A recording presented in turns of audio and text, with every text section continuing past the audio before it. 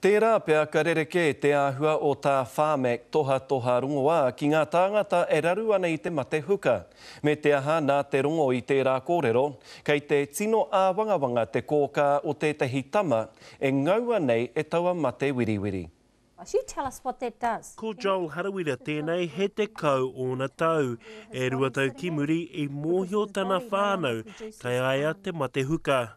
Momotahi. So when they go one sole supplier, you've got to ask yourself, is that really going to be good for the families? Kei te whakarere ke te tukuhanga atu o ngā mita me ngā pepa whakamātautau mai i ngā kaituku rongoa maha ki te kaituku rongoa kotahi.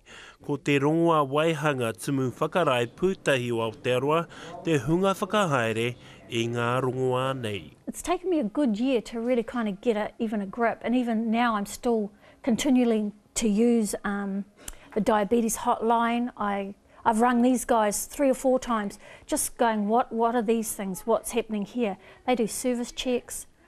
Do the new supplier give us these options? Kua whakawhiti kōrero o te rongoa waihanga ki ngā tūroro o te mate nei, ioi kei te pirangi rātau kia whakamanahi ai te whakarere kētanga nei, hei te marama o pipiri, ioi kaore tēnei whaia I paku mōhio. Nope. Was I supposed to?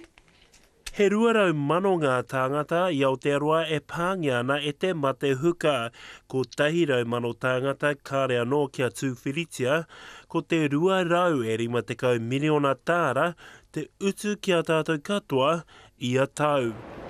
A tata ki te 30 mano Māori, kei tēnei mate.